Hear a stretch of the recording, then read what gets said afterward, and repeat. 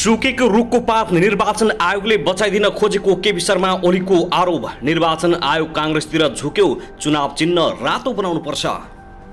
Petroleum पदार्थ र तेल घाटा बेहोर्ने दुईटा उपायबारे आयल निगमले सरकारसँग सुरु गर्यो छलफल। पहल शाहलाई हतकडी लगाएर पुर्याइयो सरकारी वकिलको कार्यालय। देउवाले केपी शर्मा ओलीलाई प्रधानमन्त्री दिन खोजेपछि ब्याकट्यानमा टिप्पणी सहित एमसीसी पास गरेको प्रचण्डको टिप्पणी। रङ्गिलीमा ओली सत्ता पक्ष र निर्वाचन आयोगलाई गाली नै गाली। अन्ततः अमेरिका पठाइयो एमसीसी सम्झौता अनुमोदन भएको पत्र। वाशिङटनमा खुसी छायो। नेपालको प्रतिवेदनमाथि नै 9औँमा छलफल। पार्टी जोगाउन एमसीसी सम्झौता गरेको शीर्ष नेताको स्वीकारोक्ति। हामी भूमि आयोगका मान्छे हौं, जमिन मिलाइदिन्छौं भनी ठगी गर्ने दुईजना पूर्व पक्षका लागि जेल चलान। त्रिभुवन विश्वविद्यालयले क्रेडिट ट्रान्सफर भएका सीएका विद्यार्थीलाई सक्षमता दिने। नेपाली सुनचाँदी बजारमा सुनको मूल्य किन उकालो लाग्दैछ? अहिलेसम्मकै उच्च भयो। नेपाली बजारमा सुनको मूल्य तोलाको 1,05,000 भन्दा बढी पुग्यो। सुनको मूल्य मजदुर मार्फत गाउँ गाउँ पुगे नक्कली नोट, स्थानीयलाई ठगिने त्रास। रुकुम पूर्वमा अझै पनि रोकिएन बाल विवाह। आग लागेमा परि 14 वर्षीय बालकको घटनास्थलमै मृत्यु। दुईतर्फी मदमार्गले जोडियो 600 पुरानो ऐतिहासिक स्थल। एलम्ची बाढी प्रभावित क्षेत्र संरक्षणका लागि 4 करोड बजेट छुट्याइयो। लमजुङको सुन्दर बजारमा अनिश्चितकालको लागि निषेधाज्ञा। कार र मोटरसाइकल ठोकिँदा 1 जनाको मृत्यु। हिंस्र घटनाका फरार प्रतिवादी मध्ये 2 जना प्रहरीको फन्दामा। एनपावर कम्पनी वर्गीकरण 27 वर्षदेखि चर्चामै सीमित। डडेलुले जोखिममा परि 13 वटा सोलुखुम्बुमा घर। आजको मौसम केही ठाउँमा बदली, केही ठाउँमा सफा। गोकर्णेश्वर भैरव चौर नजिकै रहेको कुखुरा फार्ममा भीषण आगो लागि। साउदी कतार दुबई जस्ता खाडी मुलुकमा जानको लागि श्रमिकहरूलाई आयो नयाँ नियम। यी नियम लागू नगरी विदेश जान नपाइने। म्याग्दीमा डडेलो निभाउँदा दाजुको मृत्यु, भाइ सिकिस्ता। इन्टरपोलबाट रेड कर्नर नोटिस जारी भएका फरार प्रतिवादी 6 वर्षपछि प्रहरीको फन्दामा। एमसीसी पास भएको 10 दिन बित्न लाग्दा एकाएक अमेरिकाको यति ठुलो घोषणा। अब नेपालमा कस्तो कानुन लागू होला त? यस्ता नियम लागू हुने अब नेपालमा। नागार्जुन घटना यस्तो छ सामूहिक आत्महत्याको प्रयासको कारण। र रुस र युक्रेनको युद्धका कारण नेपालमा पनि पर्यो निकै ठुलो असर। डिजेल पेट्रोल र खाने तेल भयो यति धेरै महँगो। सुनको मूल्य पनि हालसम्मकै उच्च। अब हेर्नुहोस् पुरा समाचार।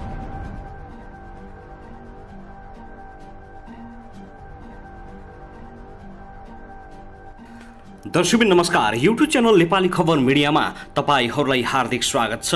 यदि हाम्रो च्यानललाई अहिलेसम्म सब्स्क्राइब गर्नुभएको छैन भने सब्स्क्राइब गरी नजिक रहेको बेल आइकनलाई दबाई हामीसँग जोडिनुहोला। दर्शकबिन सदा झैं आज पनि हामी तपाईहरुमाझ देशभरका विभिन्न खबरका साथ उपस्थित भइसकेका छौं। यो भिडियोलाई अन्तिमसम्म हेरी हामीले साथ दिनुहोला। दर्शकबिन हाम्रो मेहनतको लागि एउटा सानो लाइक गर्न भनी नभुल्नुहोला। कहाँदेखि हेर्दै हुनुहुन्छ, के भन्न चाहनुहुन्छ, तपाईको मनमा लागेका प्रतिक्रिया अवश्य पनि कमेन्ट गर्न नभुल्नुहोला। दर्शकबिन पछिल्लो समयमा रुस र युक्रेनको युद्धको कारण नेपालमा महँगी उत्तिकै बढेको छ। डिजेल पेट्रोलको भाउ आकाशिएको छ। त्यसैगरी सुनको भाउ पनि अहिलेसम्मकै उच्च भएको छ। यो विषयमा तपाईको धारणा के छ? आफ्नो धारणा कमेन्ट गर्नुहोला। साथै के तपाईँ हाम्रो च्यानलमा रेगुलर श्रोता हुनुहुन्छ? यदि रेगुलर हुनुहुन्छ भने रेगुलर लेख्नुहोस्। यदि तपाईँ नयाँ हुनुहुन्छ भने नयाँ भनेर सब्स्क्राइब गर्नुहोस्। साथैमा रहेको बेल आइकन पनि दबाउनुहोस् ताकि नयाँ अपडेटका साथ हामी तपाईहरुमाझ दैनिक रूपमा उपस्थित हुने गर्दछौं। दर्शकबिन आउनुहोस् अब आजको पहिलो खबरतर्फ लागौं। सबैभन्दा पहिले आजको निकै खुसीको खबर सुनाउन चाहन्छु। साउदी अरबको एक कम्पनीले नेपाली पुरुष कामदारको माग गरेको छ। साउदी अरब कम्पनीले ट्रक ड्राइभरका लागि 66 जना पुरुष कामदारको माग गरेको हो। न्यूनतम योग्यता सम्बन्धित काममा दक्ष हुनुपर्नेछ। कामदारले हप्तामा 6 दिन र दैनिक 8 घण्टा काम गर्नुपर्नेछ। करार अवधि 2 वर्ष रहेको छ। कम्पनीको नियम अनुसार कामदारले वार्षिक बिदा पनि पाउनेछ। कामदारले खाना बस्न सहित तलब 58,000 भन्दा बढी पाउनेछ। इच्छुक कामदारले मादी ओर फोर्स सर्भिसमा प्राइभेट लिमिटेड कार्यालय काठमाडौँमा चैत्र 2 गते अन्तर्वार्ता दिनुपर्नेछ। स्वदेशमा हुने मेडिकलको खर्च, स्वदेशमा हुने जीवन बिमा, भिसा, स्ट्याम्पिङ शुल्क, हवाई टिकट, भिसा शुल्क, विदेशमा हुने बिमा शुल्क, विदेशमा गरिने मेडिकल खर्च रोजगारदाताले बेहोर्नेछ। दर्शकबिन त्यसैगरी आउनुहोस् अब अर्को खबरतर्फ लागौँ। सरकारले अमेरिकी सहयोग नियोग मिलेनियम च्यालेन्ज कर्पोरेसन एमसिसी मुख्यालयलाई संसदबाट एमसिसी नेपाल कम्प्याक्ट अनुमोदन भएको औपचारिक जानकारी गराएको छ। अर्थ मन्त्रालयले गत सोमबार वाशिङटन स्थित एमसिसी मुख्यालयलाई पत्र पठाएर एमसिसी सम्झौता संसदबाट अनुमोदन भएको अवगत गराएको हो। अर्थ मन्त्रालयले एमसिसी मुख्यालयले लेखेको पत्रमा संसदबाट अनुमोदित 12 बुँदे व्याख्यात्मक घोषणा पनि समावेश गरेको छ।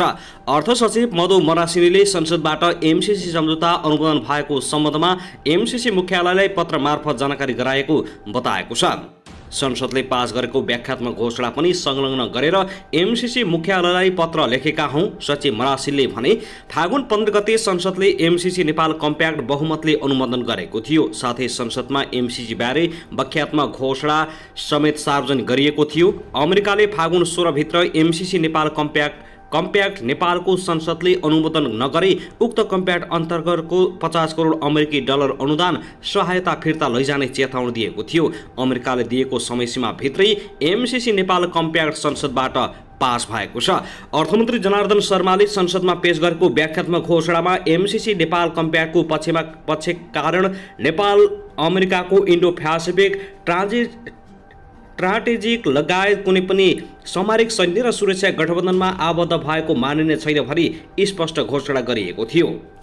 दर्शकबिन त्यसैगरी आउनुहोस् अब अर्को खबरतर्फ लागौँ। नेकपा माओवादी केन्द्रका अध्यक्ष पुष्पकमल दाहाल प्रचण्डले गुटबन्दी र पार्टीभित्रकै अन्तर्विरोधका कारण मुलुकको परिवर्तनको जस माओवादीले लिन नसकेको गुनासो गरेका छन्। आज बुधबार काठमाडौँमा पार्टी निकट नेपाल उद्योग व्यवसायी महासंघ प्रस्तावितको केन्द्रीय तदर्श समितिको बैठकलाई सम्बोधन गर्दै प्रचण्डले आजको परिवर्तनको प्रमुख वाहक माओवादी नै रहेको दावी गरेका छन्। पार्टी र नेतृत्व निर्माणमा परम्परागत मान्यता बाहिर आउन नसकेको उनको भनाइ छ।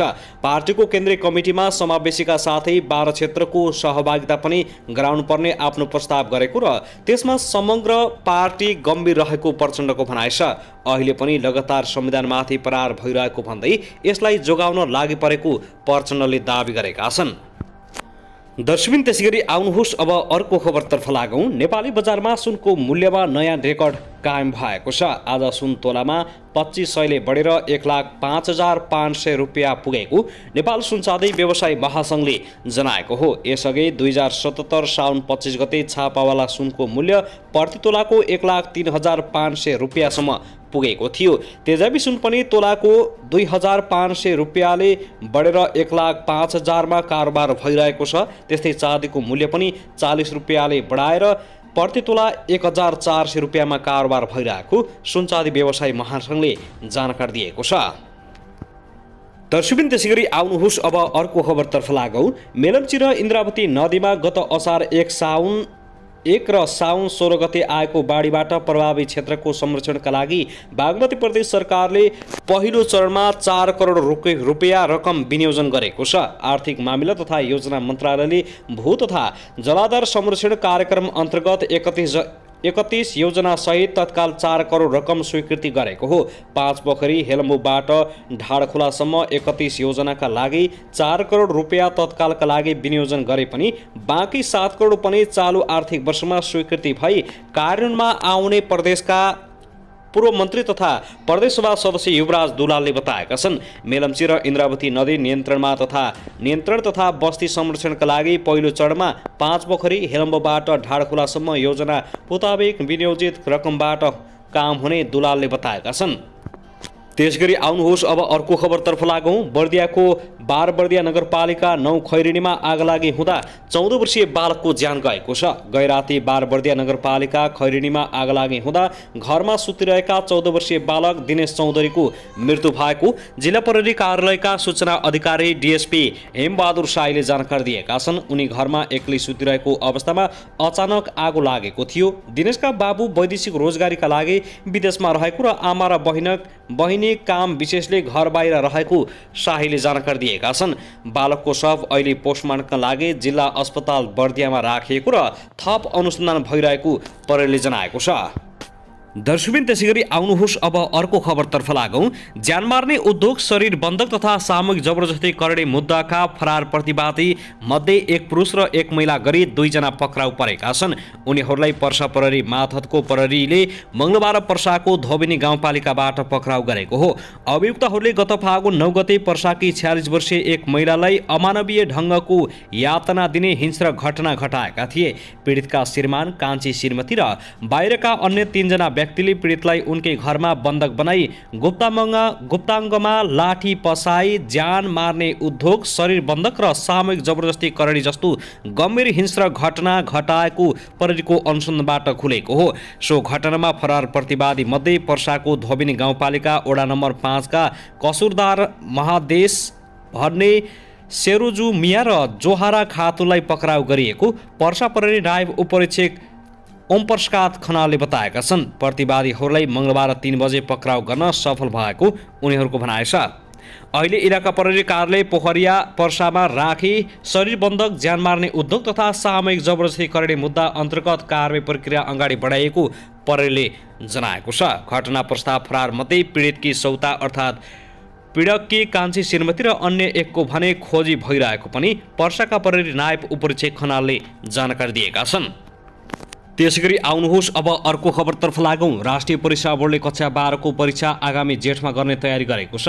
परीक्षा भौतिक उपस्थितिमा हुने बोर्डका सदस्य सचिव दुर्गा प्रसाद अर्यालले बताएका छन्। कोरोना महामारीको प्रभाव कम हुँदै गएकाले परिस्थिति सहज बनेकाले भौतिक उपस्थितिमा नै परीक्षा हुने अर्यालले जानकारी दिएका हुन्। परिस्थिति सहज बनेको छ। सदस्य सचिव अर्यालले भने परीक्षा अनलाइनबाट होइन, भौतिक उपस्थितिमै हुनेछ। केही सञ्चार माध्यमहरूमा अनलाइन माध्यमबाट परीक्षा हुने बताइए पनि अनिलमा नपर्न उनले सुझाव दिएका छन्। यस वर्ष करिब 4 लाख विद्यार्थीले कक्षा 12 को परीक्षा दिने भएका छन्। त्यस्तै सदस्य सचिव अर्यालले कक्षा 12 को परीक्षा तालिका फागुनभित्रै सार्वजनिक गर्ने तयारी रहेको बताएका छन्। उनका अनुसार परीक्षा समय स्थानीय तहको निर्वाचनलाई मध्यनजर गरी तोकिनेछ। स्थानीय तहको निर्वाचन आगामी वैशाख 30 गते एकै चरणमा सबै स्थानीय तहको हुँदैछ। पछिल्लो समय कोभिड-19 संक्रमणको अवस्था कम भएपछि माध्यमिक शिक्षा एससी परीक्षा पनि भौतिक उपस्थितिमै गर्ने तालिका सार्वजनिक गरिसकेको छ। परीक्षा वैशाख 9 गतेदेखि 20 गतेसम्म सञ्चालन हुँदैछ। बोर्डका सबै जिल्लाका 2000 परीक्षा केन्द्र तोकिएको छ। 11,000 भन्दा बढी विद्यालयबाट करिब 5 लाख परीक्षार्थीले यस वर्षको एससी परीक्षा दिने भएका छन्। कोभिडका कारण यसअघि 2 पटक आन्तरिक मूल्याङ्कनबाट मात्रै नतिजा प्रकाशित गरिएको थियो। त्यसैगरी आउनुहोस् अब अर्को खबरतर्फ लागौं। चाङ्गु नारायण नगरपालिका 6 बागेश्वरीमा जस्ता पाताको टहरीभित्र एक महिलाको शव फेला परेको छ। तरकारी खेती हुँदै आइरहेको जग्गामा निर्माण गरिएको टहरमा काभ्रेपलाञ्चोकको नवोदबुद्ध नगरपालिका 9 की जेनिसा नगरकोटीको शव सोमबार राति फेला परेको हो। जेनिसाको घाँटी अगाडिको भागमा गहिरो चोटका साथै शरीरको अन्य भागहरूमा समेत काटेको चोट रहेको महानगरीय प्रहरी परिसर भक्तपुरका सूचना अधिकारी प्रहरी नायब उपरीक्षक राजु पाण्डेले जानकारी दिएका छन्। शव अर्धनग्न अवस्थामा फेला परेको छ। घटनाको जानकारी प्राप्त हुनसाथ भक्तपुरका प्रहरी प्रमुख प्रहरी उपरीक्षक शिवकुमार श्रेष्ठको नेतृत्वमा प्रहरी घटनास्थल पुगेर अनुसन्धान थालेको थियो। प्रारम्भिक अनुसन्धानमा घटना आइतबार बिहान भएको पाइएको प्रहरी नायब उपरीक्षक पाण्डेले बताएका छन्। प्रहरी स्रोतका अनुसार घटनामा संलग्नको पहिचान समेत खुलिसकेको छ। मृतकको शव पोस्टमार्टमका लागि केएमसी अस्पताल दुवाकोट पठाइएको छ। पोस्टमार्टमको रिपोर्ट आएपछि मात्र घटनाबारे विस्तृत विवरण आउन सक्ने पाण्डेले जानकारी दिएका छन्।